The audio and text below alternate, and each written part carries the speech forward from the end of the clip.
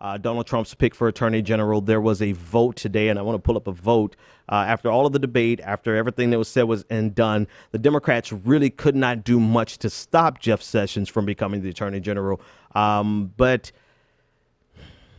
they tried to slow it down. They did what they could. They brought as much attention as they could to it. The Democrats are clearly in the minority, to the point where the Republicans did not need any votes from the Democrats. I want you to keep that thought in mind. They did not need a single vote from Democrats to confirm Jeff Sessions, but they got one. They got one, and I want to bring it up on your screen. There are the votes, a portion of the votes. That's not all of the votes, but in the yes category, you see nothing but red, except at the beginning, you notice a blue dot.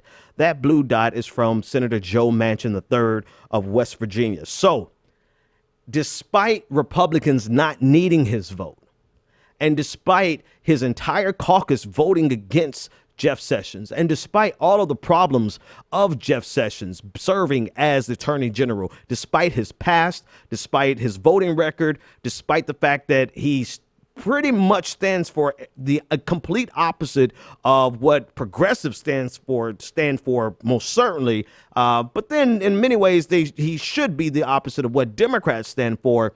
Despite all that, and again, I want to reiterate, despite the fact that they did not need his vote, Joe Manchin gave a big FU to the Democratic caucus, to progressives across the nation, to African Americans, to minorities in general, to LGBTQ rights activists, to women's rights activists, to anyone who would ever need the Justice Department to be on their side.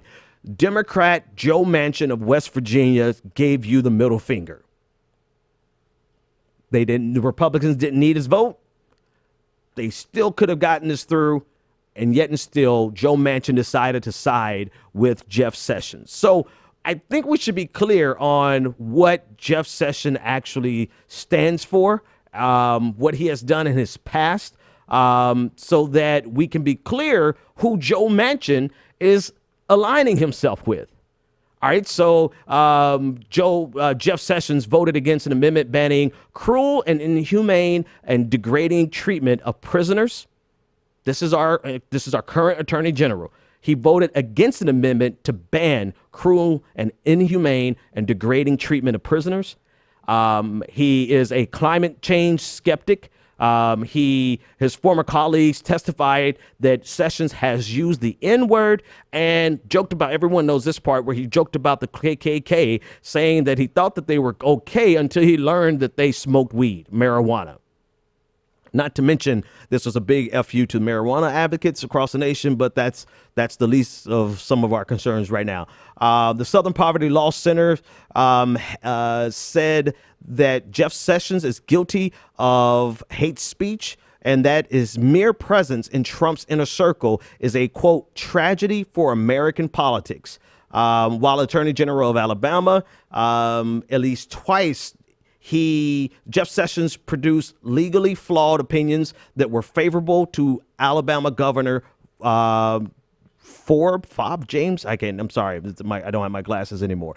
But so instead of doing his job as the attorney general, who at times your job is to go against the person who chose you, especially when they are doing something that's unconstitutional or against the law in general.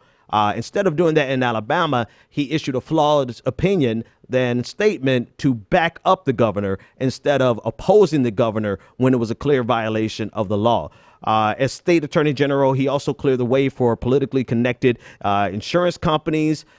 He fought successfully against seating the first black intermediate appellate court judge in Alabama's history, and provided formal support for local sheriffs to use actual chain gangs. Not figurative, but actual chain gangs. So this is the person who is our new attorney general, and this is the person that Senator Joe Manchin of West Virginia, the Republicans did not need his vote, but he said, I'm standing with Jeff. This is Joe Manchin owns 100% of Jeff Sessions' past and whatever he does in the future.